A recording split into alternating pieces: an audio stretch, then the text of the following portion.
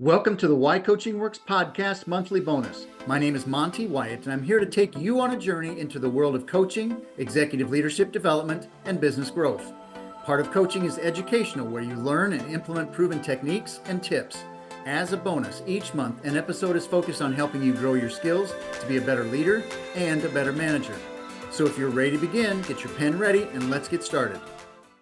Welcome to the Why Coaching Works podcast, where we talk about the impact of coaching, growth of businesses, and personal development. I'm your host, Monty Wyatt. If you are a CEO, executive, or business owner, then this is the podcast for you. We call our audience the achiever because you are always working to achieve the next level for yourself, your team, and your organization. Today, I'm going to share a business coaching tip that will help you understand and fulfill your role more effectively. As a CEO, executive, or business owner, you have a lot of responsibilities. There is what you do on a daily basis, and then there's how you do it. I'm going to focus on the how. I truly believe this statement: leadership and management are needed more than ever today. The world talks about leadership and management as if they are the same, if they are one. If I'm a manager, I must be a leader. If I'm a leader, I must be a manager. This isn't always the case. Leadership is a behavior, and management is a role or a position. Let me repeat that. Leadership is a behavior, and management is a role or a position. Let me share with you definitions that I use to differentiate the two. Leadership creates passion and focus with influence. Leadership creates passion and focus with influence. Management creates competent and productive team members. Management creates competent and productive team members. To help you develop in both of these areas, I'm going to give you 4 characteristics of each leadership and management that I believe are critical to being successful leaders and managers.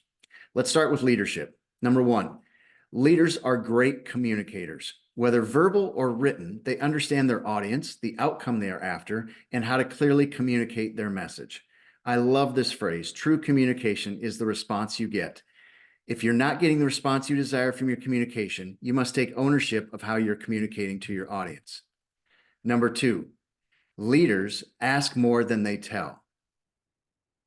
They ask questions to learn. They ask questions to teach their audience to learn. There is a time and a place to tell, but asking is a great leadership quality.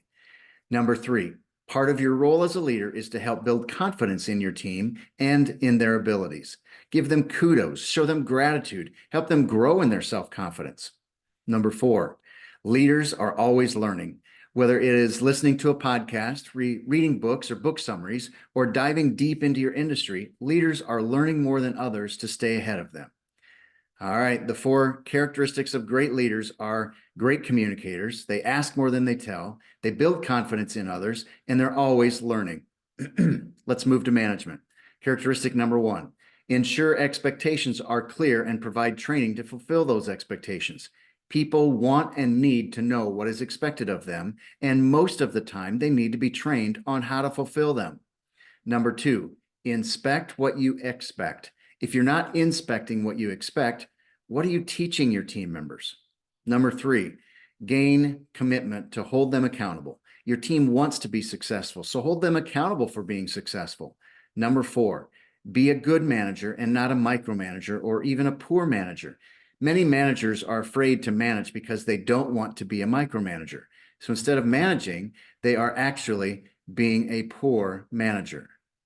The 4 characteristics of a great manager are: number 1, clear expectations with training. Number 2, inspect what you expect. Number 3, gain commitment for accountability. And number 4, be a good manager, not a micromanager.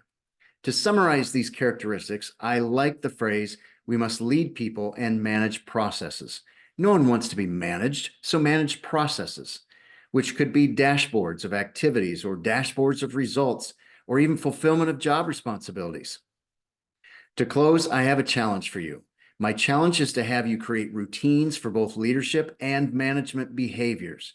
They could be daily, weekly, monthly, but you must be intentional in these behaviors, whether they're your one-on-ones, department or team meetings, or giving feedback, both positive and developmental.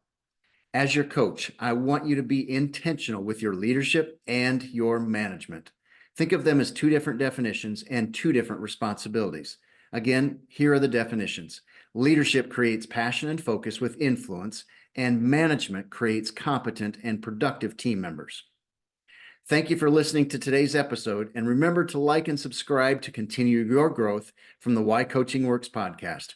Thank you for joining me. Thank you for listening to the Why Coaching Works podcast. I hope this episode has helped you see the individual, business, and executive impact, growth, and development that coaching provides. Please take a second to give us a thumbs up and subscribe. Each review helps me impact more people just like you and make a difference in this world. See you on the next episode of Why Coaching Works.